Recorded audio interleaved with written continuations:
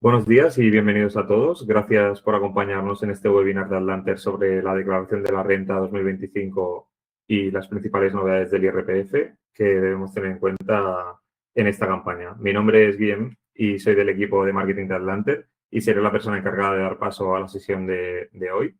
En este webinar vamos a repasar los cambios más relevantes del IRPF, cómo pueden afectar a vuestra declaración y qué aspectos conviene revisar para presentarla correctamente y aprovechar posibles beneficios fiscales. La sesión será impartida por nuestros compañeros Marta Gort y Carlos Calvo, ambos asesores fiscales expertos de Atlanter, que compartirán con vosotros las principales novedades de esta campaña y algunos ejemplos prácticos. Antes de empezar, os comento algunos aspectos que solemos recordar antes de cada evento. Recordaros que durante la sesión hemos habilitado un apartado de preguntas donde podéis ir dejando todas vuestras dudas. Al final de la presentación destinaremos unos minutos para responder en directo algunas de las preguntas recibidas y todas aquellas cuestiones que no dé tiempo a responder durante el webinar, no os preocupéis que las contestaremos posteriormente por correo electrónico. Además, una vez finalice la sesión, recibiréis por mail la presentación utilizada durante el webinar para que podáis revisarla con calma. Y ahora sí, sin más preámbulos, doy paso a nuestros compañeros Marta y Carlos, que empezarán con el análisis de las novedades del IRPF en la declaración de la renta 2025.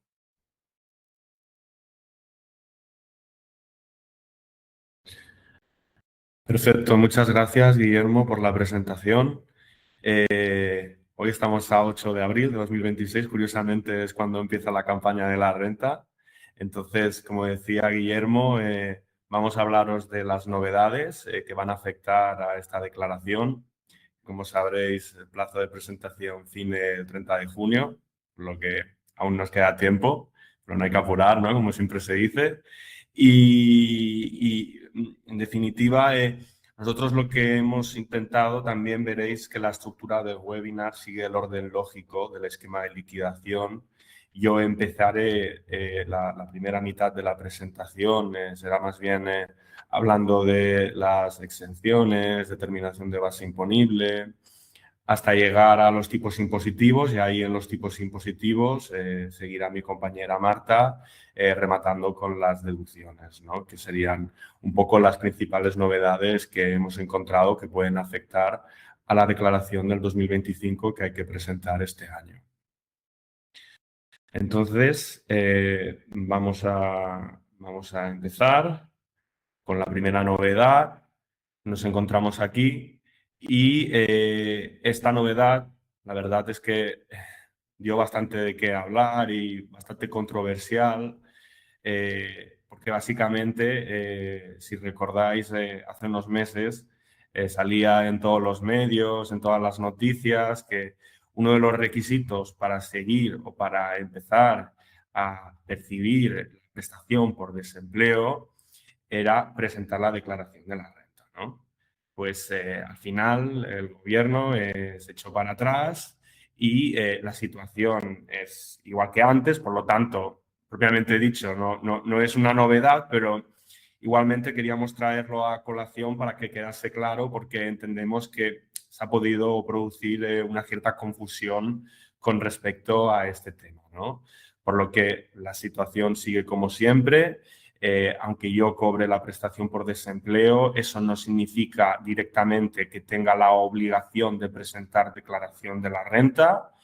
Y para saber si tengo la obligación de presentar declaración de la renta, pues, me basta con irme al artículo 96 de la ley del IRPF, donde se explican todos los supuestos en los que existe tal obligación.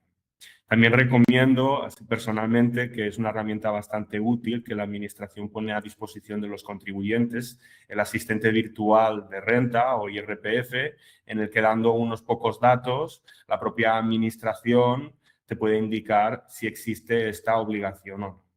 Y también, a modo de recomendación, aunque yo esté percibiendo el paro, esté por debajo de los límites establecidos en el artículo 96 y por consiguiente no esté obligado a presentar la declaración, sí que yo siempre recomiendo consultar, que eso no tiene ninguna implicación y todos lo podemos hacer, consultar el borrador preparado por Hacienda, porque es posible que me salga a devolver. Entonces, en estos casos, aunque no exista obligación, que estoy por debajo de los límites del artículo 96, pues quizás me conviene presentar la declaración. Entonces, con respecto a este tema, estos serían puntos más interesantes que queríamos compartir con vosotros. Vamos con la siguiente novedad o aspecto importante a tener en cuenta para esta declaración del IRPF del 2025, y aquí ya entramos en materia de exenciones. Aquí no hay novedades importantes, podríamos decir, pero sí que lo que ha pretendido el legislador en la normativa es, digamos, flexibilizar el alcance de ciertas exenciones o, digamos, los requisitos. Se ha quedado más claro en la ley cuándo cumple los requisitos, porque sí, como veremos, aquí en estas exenciones había algún supuesto que para aplicar la exención en la normativa no aparecía, pero sí que la doctrina administrativa lo consideraba y permitía el beneficio de esa exención. Entonces, ahora lo que se ha hecho es flexibilizar, matizar en la normativa y sí que en algunos casos ampliar el alcance de dichas exenciones. Y empezamos por la primera exención, que las tenéis en el artículo 7 de la ley del IRPF, y sería la exención relativa a indemnizaciones por responsabilidad civil por daños personales.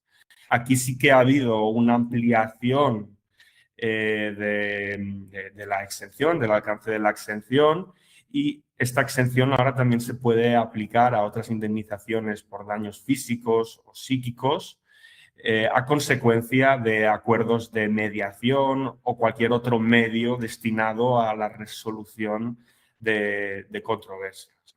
Entonces, aquí tanto ha habido una flexibilización por parte del legislador como una ampliación del alcance de la exención.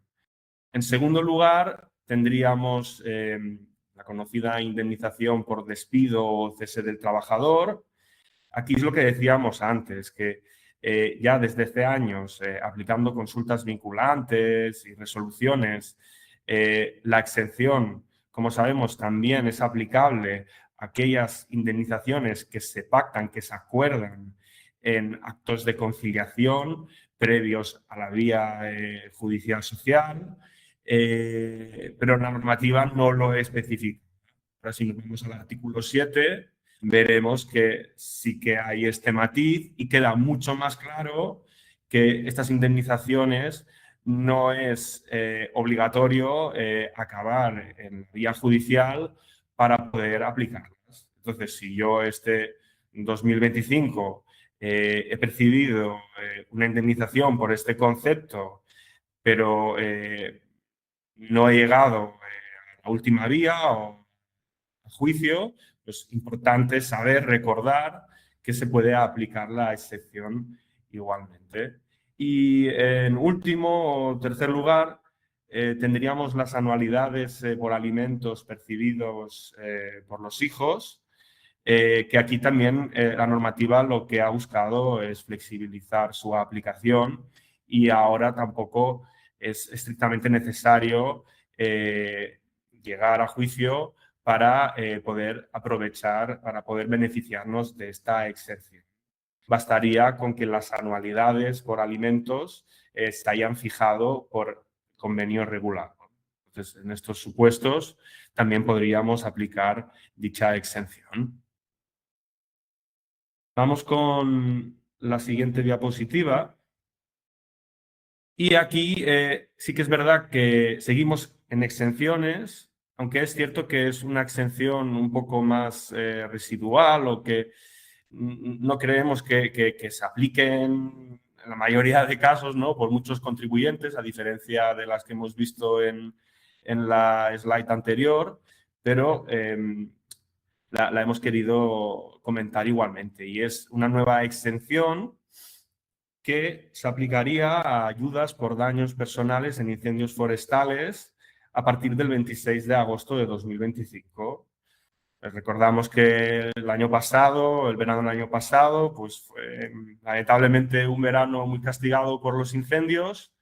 Entonces, en respuesta a esta situación, lo que el legislador, el gobierno ha pretendido es aprobar esta exención, porque tampoco sería, digamos, de recibo pagar esas exenciones, ¿no? Y que después pues, la administración del Estado pues, se lucrase, ¿no? En parte.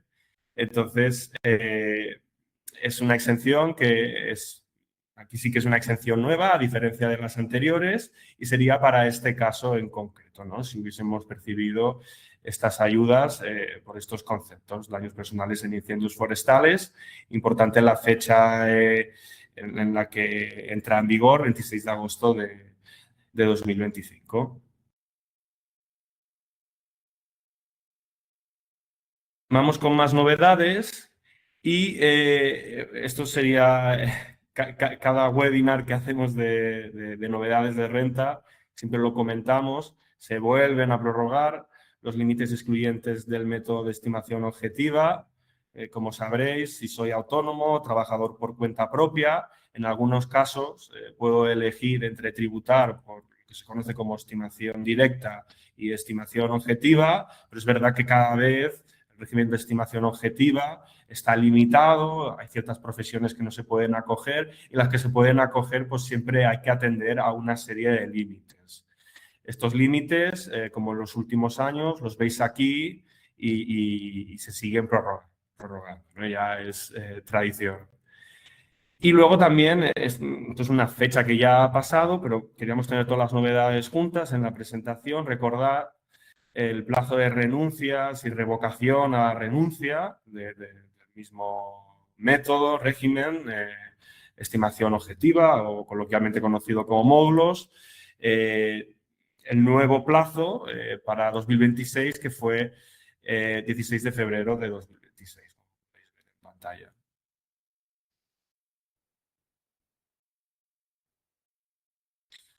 Siguientes novedades seguimos hablando de todos aquellos contribuyentes que realicen actividades económicas, que sean autónomos. Primero, los gastos deducibles, y aquí estamos hablando de en estimación directa. Sabéis que puede ser simplificada o normal. Pues en este tipo de autónomos que tributan en estimación directa, la seguridad social es gasto deducible y aquí, como sabréis, depende de la profesión, pues se puede elegir cotizar régimen especial de trabajadores autónomos o una mutualidad alternativa. Esto es importante recordarlo cada año porque lo he visto algunas veces que en general no se tiene en cuenta que existe un límite, pero hay un límite realmente, un límite cuantitativo a la cantidad, a la cuota de seguridad social pagada a través de mutualidad alternativa, que para el 2025 se establece en 16.672,66 euros. Entonces es importante tener en cuenta este límite, que tengo dudas de que el borrador de, no sé yo si en los datos fiscales se indica, seguramente no, porque hay algunas cosas, hay que ir con cuidado, ¿no? Con esos borradores y esos datos fiscales. Por ejemplo, me pareció escuchar el otro día que la nueva deducción por obtención de rendimientos del trabajo que comentará Marta se podría aplicar perfectamente de forma automática en el borrador, pero no se hace. Entonces, siempre importante y aconsejable revisar bien tanto los datos fiscales como el borrador de Hacienda. Y aquí tener en cuenta este límite, que es muy alto, pero en algunos casos podría superarse. Pues, considerar este límite a la deducibilidad de la seguridad social a través de mutualidad alternativa. Y esto no es novedad como tal, pero lo hemos querido añadir también a modo de aclaración. Cuando yo determino mis rendimientos en el método de estimación directa, pues tengo un 5% del rendimiento neto que puedo desgravarme en concepto de gastos de difícil justificación Esto antes hubo un año en concreto que ese porcentaje varió, cuando siempre había sido un 5, y después se hicieron consultas para ver si se mantenía el nuevo porcentaje o se volvía al 5 que habíamos tenido siempre, y las consultas y la propia normativa establece que para esta renta que hay que presentar ahora, vuelve el porcentaje de siempre, que es el 5% de los rendimientos netos. Entonces también un gasto deducible que queríamos comentar para que no se olvidara y al final pues reducir la base y optimizar el pago de nuestros impuestos, ¿no? Con todos estos incentivos y gastos que la normativa nos permite deducir. Y luego, también hablando de los autónomos, aparte de estos gastos deducibles, hay otra novedad que es más bien una novedad del impuesto sobre sociedades, pero como los autónomos que determinan sus rendimientos por la modalidad de estimación directa, al final, esta forma de cálculo bebe de la normativa del impuesto sobre sociedades, pues muchas veces novedades del impuesto sobre sociedades también acaban afectando al impuesto sobre la renta, al IRPF, y esta es una de ellas. Como veis, se aprobó una serie de medidas para un poco fomentar el uso de energías renovables, ¿no? Y más la situación actual y el contexto en el que vivimos, ¿no? Que pues, están cobrando cada vez más importancia estas fuentes de energía. Y en línea con esto, pues se aprobó una libertad de amortización en inversiones que utilicen energía procedente de fuentes renovables, concretamente inversiones destinadas al autoconsumo de energía eléctrica que utilicen, esto es importante, que la energía proceda de fuentes renovables, y también inversiones destinadas al uso térmico de consumo propio que utilicen energía procedente de fuentes renovables y que sustituyan, ¿no? Que haya este elemento de sustitución, instalaciones que previamente utilizaban energía procedente de fuentes no renovables, fuentes fósiles. Importante que esta inversión entre en funcionamiento. Antes era solamente 2023, pero se ha ido prorrogando y ahí está la novedad, ¿no? Que también pues, 2024 y 2025 para la renta de este año. Así para aclarar un poco, que a veces en la normativa no queda muy claro qué es esto, ¿no? De libertad de amortización y en qué me beneficia. Lo explico por si acaso, porque bueno, habrá gente que a lo mejor entiende el concepto, pero yo creo que es importante saber de qué estamos hablando.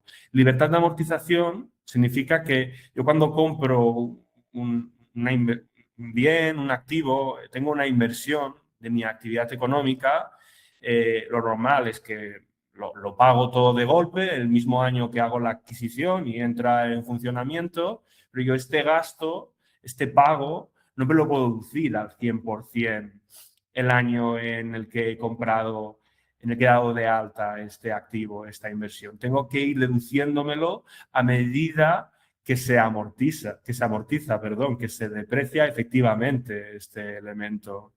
Eso es lo que establece la normativa contable y la normativa en el impuesto sobre sociedades.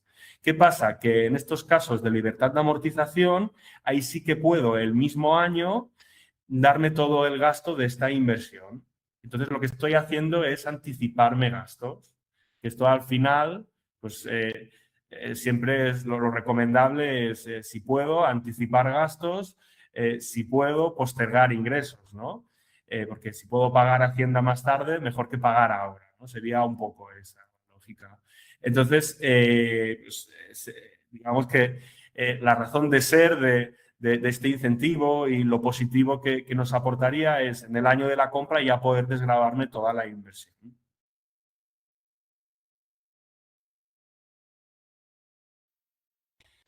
Vamos con ahora novedades relacionadas con rendimientos del trabajo también, no solamente rendimientos de actividades económicas, pero estaríamos hablando de actividades relacionadas con el sector, con el mundo artístico, ¿no? Como podéis ver aquí, elaboración de obras literarias, artísticas, científicas, lo que es relación laboral especial de artistas, todas estas actividades relacionadas con las artes, ya sea por cuenta ajena o por cuenta propia. A la derecha de la slide es lo mismo que la parte izquierda, pero bueno, con los grupos del IAE, epígrafes, agrupaciones, que al final abarcan lo mismo, estas actividades relacionadas con el mundo de las artes. Pues aquí lo que el incentivo de lo que estamos hablando es de una reducción, es una reducción en la base antes de determinar la base de los rendimientos, y esta reducción busca mitigar un poco la progresividad del impuesto en aquellos casos en los que, y es habitual en este sector, un año en concreto se tiene unos ingresos bastante superiores a la media de años anteriores. Se tiene un ingreso extraordinario. Un poco es el objetivo de esta medida. Y la reducción, como podéis ver aquí, sería el 30%, es un método de cálculo un poco extraño, ¿no? Pero sería el 30%, la reducción es el 30%, ¿sobre qué? Sería el 30% sobre el exceso del 130% de la media de los rendimientos de los 3 años anteriores. Entonces tengo que hacer la media de los 3 años anteriores, de los rendimientos, y la parte que exceda el 130% de esa media, pues podré aplicarle este 30% y restarlo en concepto de reducción y tener una base imponible menor, ¿no?, a la que tendría sin aplicar esta reducción. Por lo tanto, en estos supuestos, pues, sería interesante valorar la aplicación de esta reducción, que puede ser un ahorro fiscal bastante considerable. Eso sí, la base de la reducción, como podéis ver entre paréntesis, está limitada a 150.000 euros. Entonces, en estas situaciones que nos dedicamos a este tipo de actividades y vemos que este ejercicio 2025 hemos tenido ingresos mucho más altos que los ingresos que veníamos teniendo normalmente, pues sería interesante valorar la aplicación de esta reducción.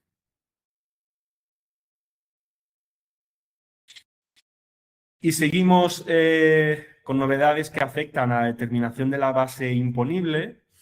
Aquí vamos a hablar de la imputación de rentas inmobiliarias, que esto es algo que ya llevamos teniendo la normativa muchos años, que básicamente lo que dice la normativa del IRPF, y digamos que el ejemplo más típico es el ejemplo de cuando yo tengo mi vivienda habitual, pero también soy propietario de una segunda residencia que, por ejemplo, destino a fines vacacionales, ¿no? En verano me voy a ir unos meses. Pues es importante, primero, recordar que estas viviendas que están vacías o a mi disposición tributan en el IRPF, aunque no estén alquiladas. Y la tributación sería un 2% sobre el valor catastral o un 1,1%. Aquí el 1,1% anteriormente se aplicaba si el valor catastral había sido revisado en los últimos 10 años. Ahora han eliminado lo de que el valor catastral haya sido revisado en los últimos 10 años, y la novedad, que esto ya venía del año anterior y no sé si del anterior al anterior, pero bueno, el cambio importante a recordar es que ahora ya no es en los últimos 10 años, ahora es revisado a partir del 1 de enero de 2012. Entonces, esto ya en los datos fiscales lo veremos, si está revisado o no, y si no tenemos los datos fiscales en el propio recibo del IBI, también encontraremos esta información, pero tener en cuenta este cambio que venimos arrastrando de años anteriores y no aplicar un 2% cuando puedo aplicar el 1,1% siempre que el valor catastral haya sido revisado en 2012 o más adelante. ¿De acuerdo? Pues a partir de ahí ahora doy paso a Marta, que comentará el resto de novedades.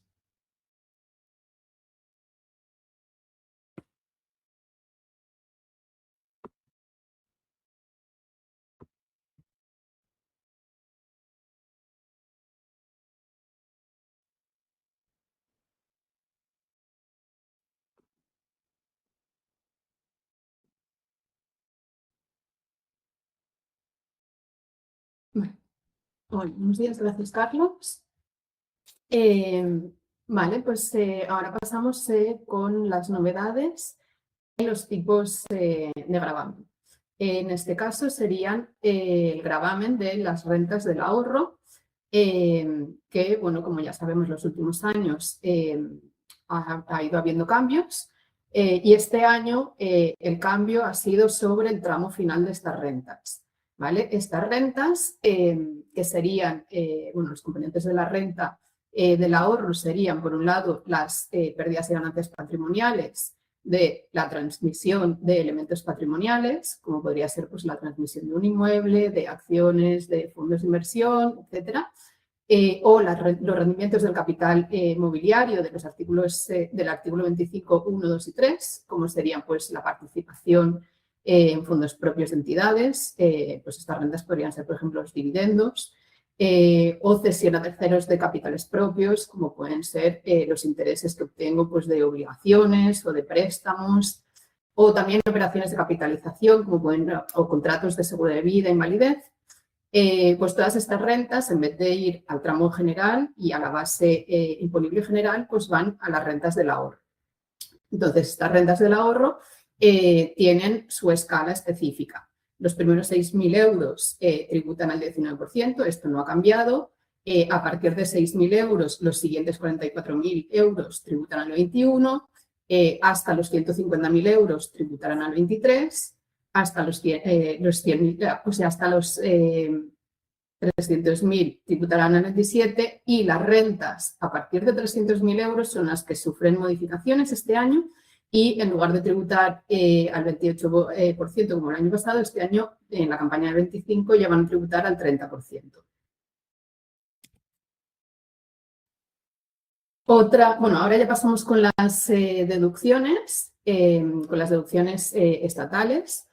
Y tenemos novedades, bueno, ya ha comentado antes Carlos, ya ha avanzado esta nueva deducción por rendimientos del trabajo. En este caso, se ha creado esta deducción para limitar el gravamen de las rentas más bajas, que están por debajo de los 18.276 euros de rendimientos del trabajo, siempre y cuando estos contribuyentes no obtengan otras rentas superiores a 6.500 euros. En este caso, pues para evitar que la subida del salario mínimo interprofesional pues se la quede directamente Hacienda, para estos contribuyentes pues se ha creado esta deducción y las rentas que tengan por los ingresos del trabajo inferiores o iguales a este salario mínimo interprofesional, que en 2025 se fijó en 16.576 euros, van a tener derecho a una deducción de 340 euros. Y las rentas que estén entre los 18.276 y este salario mínimo van a tener derecho a una deducción también, que en este caso sería pues, de estos 340 menos los rendimientos del trabajo que obtengan, menos el salario mínimo interprofesional multiplicado por 0,2. Y esto, bueno, simplemente es para esto, para limitar el gravamen de estas rentas más bajas y que pues, la subida del salario no se la quede toda en impuestos y que le llegue a los contribuyentes. Por otro lado, tenemos la deducción de la adquisición de vehículos eléctricos y enchufables y de pila de combustibles y sus puntos de recarga. En este caso se trata de una ampliación de fechas, no es una deducción nueva, ya la teníamos el año pasado, y se han ampliado las fechas en las que se puede tener derecho a esta deducción y de sus de los requisitos. Entonces, por un lado tenemos, son dos deducciones distintas. Importante, bueno, por un lado tenemos la deducción del 15% para la adquisición de un vehículo. Estos vehículos están especificados, los modelos, en la disposición adicional 58 y tenemos derecho a un 15% o bien del valor de adquisición de este vehículo eléctrico nuevo o bien de si he hecho un pago a cuenta superior al 25%, también voy a tener derecho a esta deducción. Es importante que estos vehículos, cuando es una adquisición completa en un ejercicio, pues el vehículo esté matriculado antes del 31 de diciembre de 2025 para poder deducírmelo y aplicar esta deducción en la renta que estamos ahora del 2025. Si lo he adquirido en 2025, pero queda matriculado en 2026, voy a poder deducírmelo en la renta, en la campaña de renta del 2026, que es la que será el año que viene. ¿Vale? Entonces, es importante la fecha de matriculación. En cuanto a la adquisición, por otro lado, cuando en lugar de adquirir el vehículo ya directamente he hecho un pago a cuenta y este pago a cuenta es superior al 25% del valor total del vehículo, en ese caso también tengo derecho a esta deducción del 15%. En el ejercicio en el que voy a hacer en el ejercicio en el que he hecho el pago a cuenta. Y también es muy importante en este caso el tema de la matriculación es que como ahora mismo solamente hago un pago a cuenta, después tengo que haber adquirido, para mantener esta deducción, tengo que haber adquirido el vehículo y tiene que estar matriculado antes de finalizar el segundo periodo posterior al pago a cuenta. Es decir, si hago un pago a cuenta de 30%, por ejemplo, en diciembre de 2025, pues voy a tener derecho a aplicar esta deducción en el año 2025, pero tengo la obligación de haberlo matriculado antes de diciembre, del 31 de diciembre del 2027. En caso de incumplir, pues voy a tener que rectificar para devolver esta deducción. Es importante, estos vehículos no pueden estar afectos a ninguna actividad económica. Y la segunda deducción al respecto sería el 15% de las cantidades satisfechas para instalación en un inmueble de mi propiedad de un sistema de recarga de baterías para los vehículos eléctricos. En este caso, el fin de la instalación, es importante, tiene que ser antes del 31 de diciembre de 2025 para poder deducírmelo en la renta de este año. En ambos casos, ambas deducciones han sido ya también ampliadas para la campaña del año que viene, ¿vale? Entonces, si este año no he llegado o a matricularlo o a terminar la instalación, todavía el año que viene podría tener acceso a estas deducciones. También es importante, dentro de del valor de adquisición del vehículo, también incluye, aparte de la compra del vehículo, los tributos que están asociados a esta adquisición y en caso de haber recibido alguna subvención se la voy a tener que restar. Esta no va a entrar dentro de la deducción. Y la base máxima de esta deducción es de 20.000 euros para la adquisición de vehículos.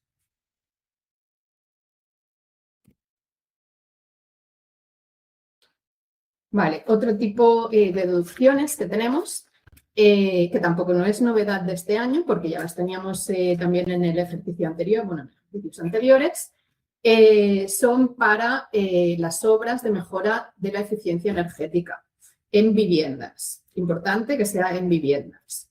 Entonces, se han ampliado los plazos y las obras pueden ser desde el 6 de octubre de 2021, que es cuando se inició, hasta el 31 de diciembre del 2025 para poder deducir en la renta del 2025, la campaña actual. En cuanto a estas obras, tenemos tenemos dos tipos de vivienda y luego tenemos tres tipos de deducciones. Por un lado, las obras en la vivienda habitual o bien una vivienda que tengo arrendada a un tercero como uso de vivienda. O bien una vivienda, un inmueble que yo tengo en expectativa de alquiler siempre y cuando efectivamente lo haya alquilado antes del 31 de diciembre de 2027. Pues si hago obras en cualquiera de estas viviendas, en cualquiera de estos inmuebles, voy a tener derecho a aplicar estas deducciones. Importante también aquí, estamos hablando de vivienda, entonces no sirven las viviendas que yo tengo como segunda vivienda, las que comentaba antes Carlos, que son viviendas que tengo vacías y no es mi vivienda habitual ni mía ni de un inquilino que yo tengo. Tampoco entran en esta deducción las viviendas que tengo alquiladas para alquiler turístico y tampoco las partes de las viviendas que estén afectadas a una actividad económica, ¿vale? Estamos hablando siempre de vivienda. Entonces, en estas viviendas tengo dos tipos de deducciones.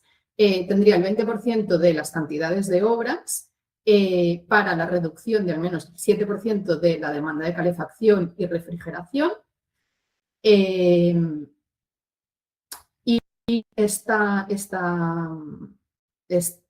fechas también ya han sido ampliadas para el año que viene. Entonces, si este año no llego a finalizar las obras o a obtener el certificado, el año que viene también vuelvo a tener la oportunidad.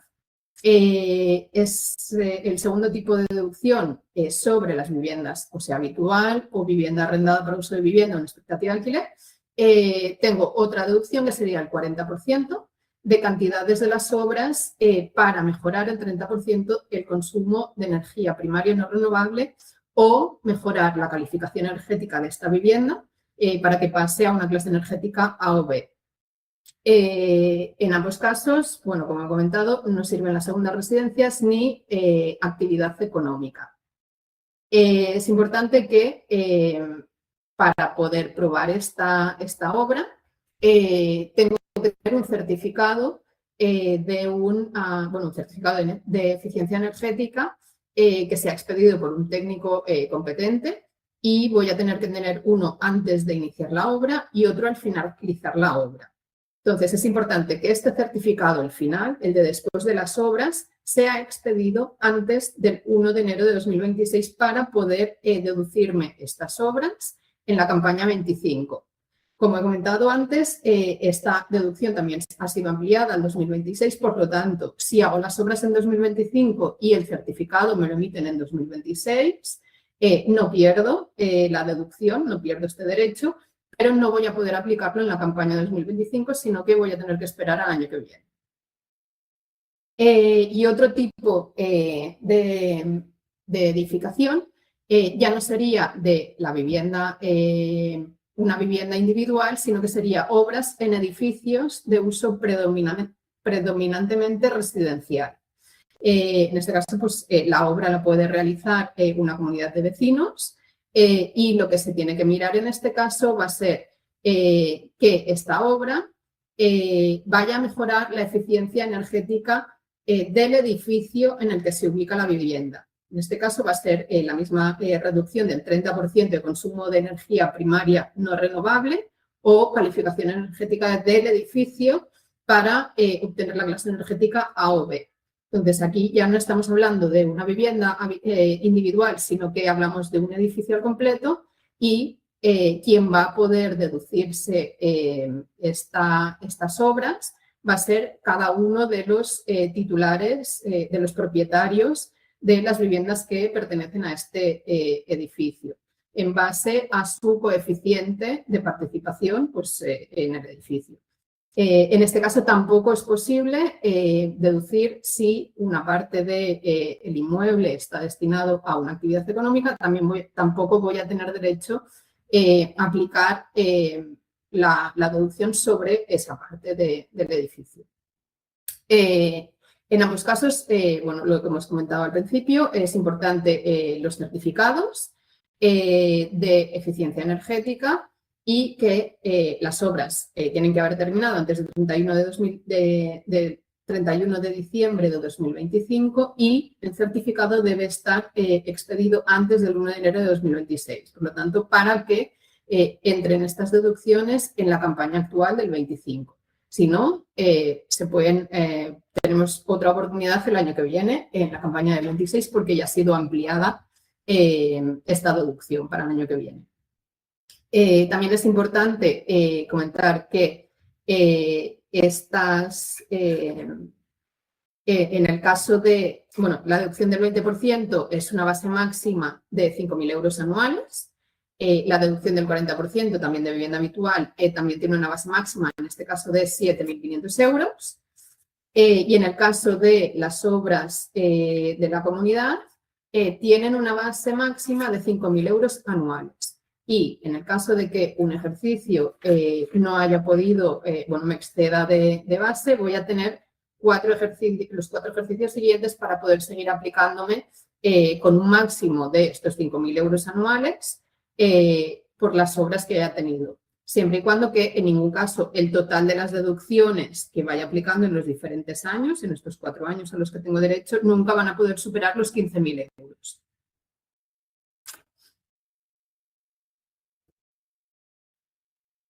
Vale.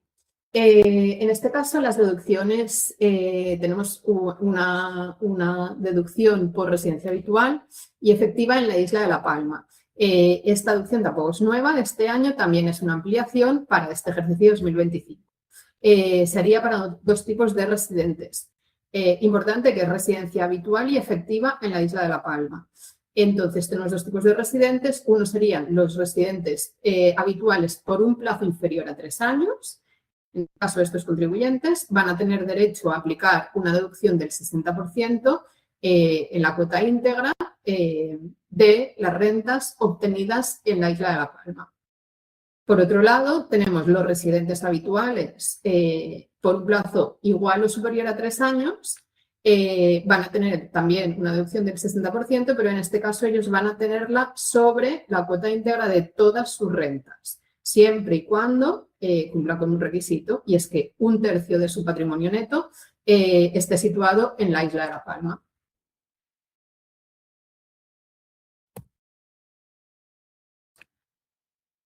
Bueno, esto simplemente va a ser una mención muy rápida porque son temas muy concretos.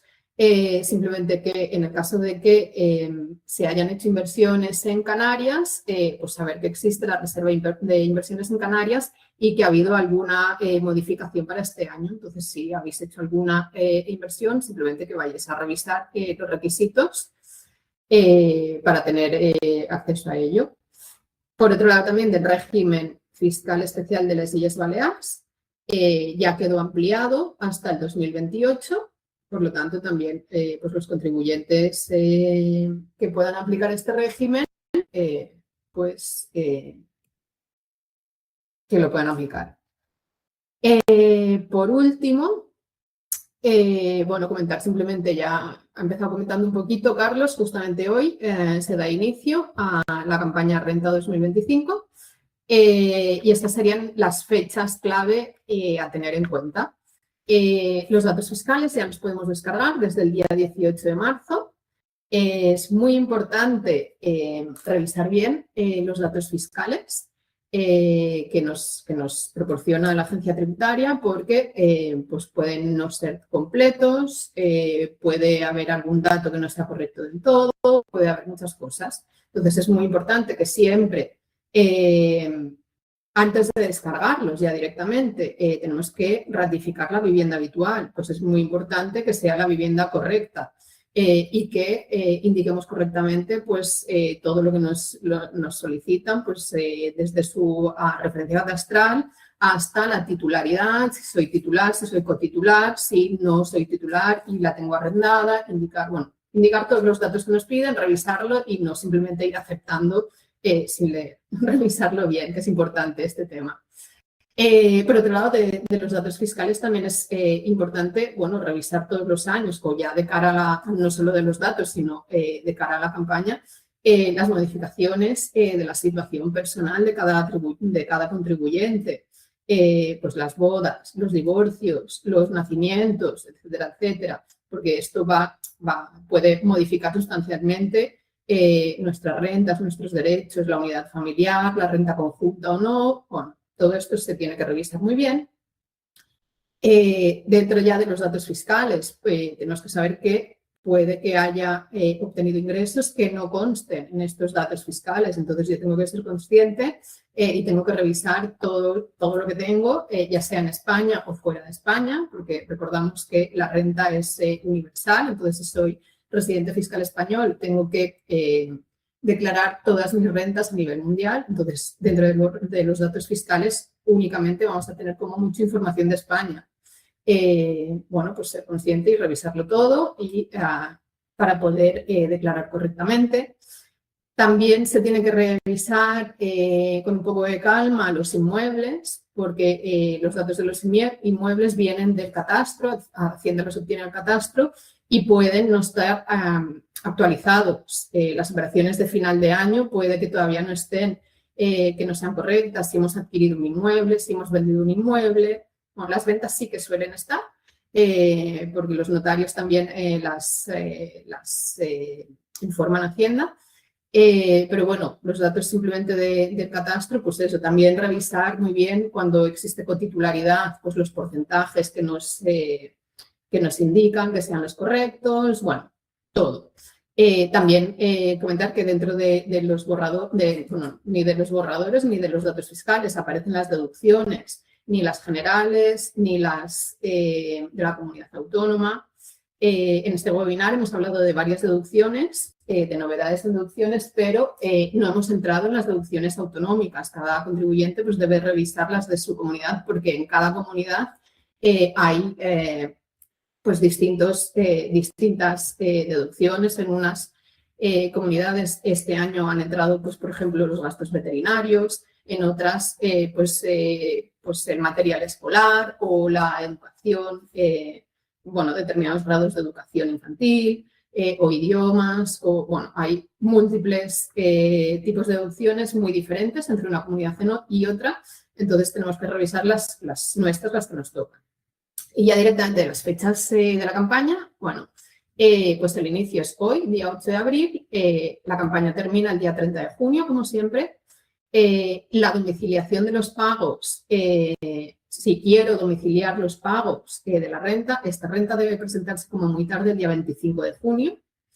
Y en caso de fraccionar los pagos, como siempre, tenemos derecho a pagar el 60% ahora al presentar la declaración. En este caso, si es domiciliado, el cargo sería el día 30 de junio y el segundo pago, si es domiciliado, sería el 5 de noviembre. Si no es domiciliado, el segundo pago también tiene que ser el día 5 de noviembre. Entonces, tenemos que recordar que si no lo hemos domiciliado, obtener la carta de pago y pagarlo en plazo para, bueno, pues para tener un buen cierre de campaña. Y yo creo que con esto estaría mi parte.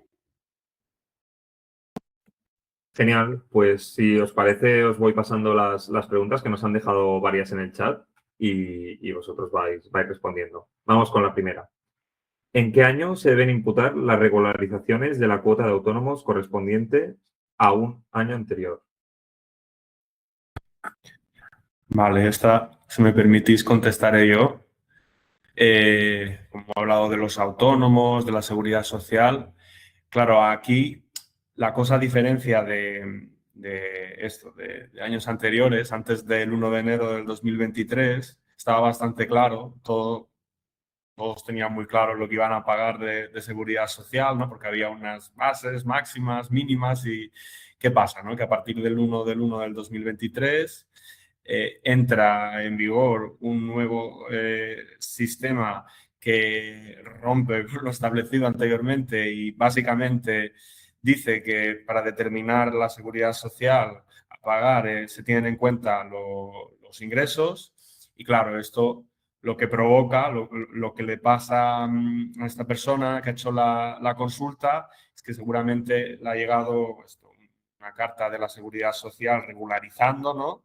Que tiene que pagar más, que tiene que pagar menos y le devuelven. Entonces, aquí la duda es en qué ejercicio tendría que imputar. Si en el ejercicio, pues estamos hablando del 2025 o en el ejercicio 23, 22, el ejercicio de donde venga al que corresponda esta regularización. Pues aquí tributos ya se ha manifestado y lo que viene a decir es que si es a pagar, he pagado menos de lo que tenía que pagar, pues tengo que imputarlo en el ejercicio del 2025, aunque sea una cuota del 2023.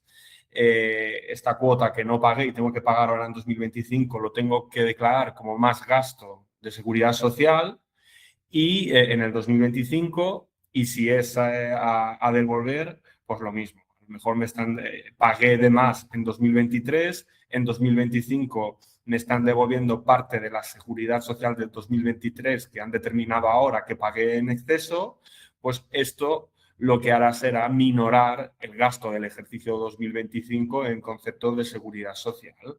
Y si el importe, que esto también puede pasar, ¿no? A lo mejor el importe de la regularización supera las cuotas de la seguridad social del 2025, Hacienda también ha dicho que este exceso, que no es lo normal, pero podría ocurrir, en este caso, como no puedo poner un gasto negativo, pues lo tendría que reflejar como un mayor rendimiento. Y el tratamiento sería lo mismo, hablemos de rendimientos de actividades económicas o a lo mejor ese gasto es un gasto deducible en los rendimientos del trabajo. Sería la misma lógica. Genial, pues vamos con la segunda pregunta. Si he hecho un pago a cuenta de la compra de un coche eléctrico en 2025, ¿debo deducir en 2 años, uno por el pago a cuenta y al siguiente por el resto de la adquisición del vehículo? Mira, voy a pasar a contestar yo esta. No, en el caso de la adquisición de vehículo, únicamente ambas deducciones son incompatibles. O bien me deduzco si hago una adquisición por su valor total, es entonces únicamente me lo voy a deducir de una vez en el año en que esté matriculado, importante, no solamente el año en que lo compro, sino en el año en que quede matriculado el vehículo. Y en el caso del pago a cuenta de más del 25% del valor de adquisición, en este caso me voy a poder deducir sobre el valor total de adquisición, no solamente sobre la parte del pago a cuenta. Y por eso también, bueno, como he comentado, es muy importante en este caso, si lo hacemos en el año de la adquisición del pago a cuenta, que 2 ejercicios siguientes el vehículo ya haya sido adquirido del todo, completamente, y haya sido matriculado, porque en caso de incumplir voy a tener que rectificar la renta de este año en la que me lo he deducido por incumplimiento de los requisitos. Vamos con la siguiente pregunta. ¿Una vivienda destinada al alquiler tributa a los periodos que está vacía en expectativa de alquiler? Aquí hablaríamos de la imputación de renta que comentábamos antes, de la segunda residencia o la residencia vacacional. Aquí aplicarían los mismos criterios. Pongamos que tengo una vivienda destinada al alquiler, que la mayor parte del año está alquilada, pero hay periodos, por ejemplo, entre contrato y contrato, que está vacía o a mi disposición, aunque sean unos pocos días. La normativa actual lo que establece es la obligación de declarar esta imputación de renta o renta presunta, eso sí, solamente en proporción a estos días que no me ha estado generando un rendimiento de capital inmobiliario u otro tipo de rendimiento. Entonces, la respuesta es que sí, que en estos casos también hay que hacer imputación de renta inmobiliaria, incluso que a lo mejor no tenemos muchos más datos de la consulta, pero posible que quizás esta persona esté hablando de un alquiler turístico o algo similar, sería el mismo tratamiento que cualquier otro inmueble, sea alquiler turístico. Si está vacía o a mi disposición, la norma general me obliga a declarar esta imputación de renta inmobiliaria. Pasamos a la siguiente pregunta. Si he hecho obras de mejora energética que dan derecho a la deducción del 20% en noviembre de 2025, pero el certificado me lo han emitido con fecha febrero de 2026, ¿pierdo el derecho a la deducción?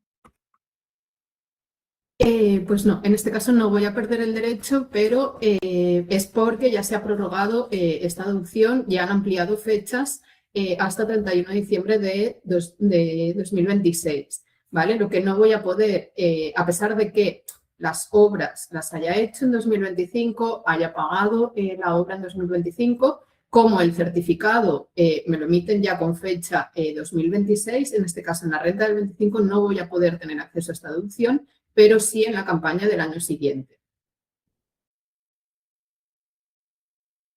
Vamos con la siguiente pregunta.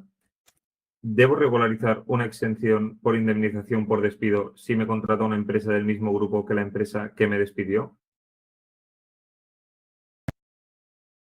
Pues en este caso, respecto a exenciones aplicadas a indemnizaciones por despidos, aquí habría que analizarlo bien, ¿no? Habría que analizarlo con detalle, recabar más información, pero sí que hay que vigilar con estas reincorporaciones, porque diría que es en el primer artículo, pero no de la ley, del reglamento del IRPF, en este caso, que una de las condiciones para poder beneficiarse de la exención por indemnización por despido es que haya una desvinculación real entre el trabajador y el empleador. Y lo que te viene a decir es que, salvo que se prevé lo contrario, Hacienda entiende que esa desvinculación no se produce si en los 3 años siguientes al despido, o cese del trabajador, este vuelve a prestar servicios a la misma empresa o a otra empresa vinculada, según el artículo 18 de la Ley del Impuesto sobre Sociedades. Entonces, si me vuelve a contratar dentro de estos 3 años la matriz de mi empleador, la filial de mi empleador o una empresa hermana del empleador, aquí cuidado, porque si no han pasado estos 3 años de ventana que tenemos, pues quizás en este caso que nos comentan, sí que procedería a una regularización de esa exención cuanto antes, ¿no? Genial. Tenemos muchas más dudas, pero por tiempo no podemos responderlas todas en directo. Pero bueno, recordamos que todas aquellas que no hayan sido respondidas en directo, no os preocupéis que serán respondidas por correo electrónico. Así que con esto llegamos al final del webinar. Muchas gracias, Marta y Carlos, por compartir con nosotros estas claves sobre la campaña de la declaración de la renta 2025 y por ayudarnos a entender mejor las novedades del IRPF de este año. Gracias también a todos los asistentes por acompañarnos en este webinar y por vuestra participación durante la sesión. Como os comentábamos al inicio, recibiréis por correo electrónico la presentación del webinar para que podáis consultarla siempre que lo necesitéis. Y si queréis seguir al día de novedades fiscales, contenidos prácticos y futuros webinars, os invitamos también a seguir a Adlanter en nuestras redes sociales, donde compartimos regularmente información útil para empresas y contribuyentes. Por nuestra parte, ha sido un placer contar con vuestra asistencia. Muchas gracias de nuevo, Marta y Carlos, por la sesión y a todos vosotros por dedicar vuestro tiempo a acompañarnos hoy. Esperamos veros en próximos webinars de Adlanter y que tengáis muy buen día.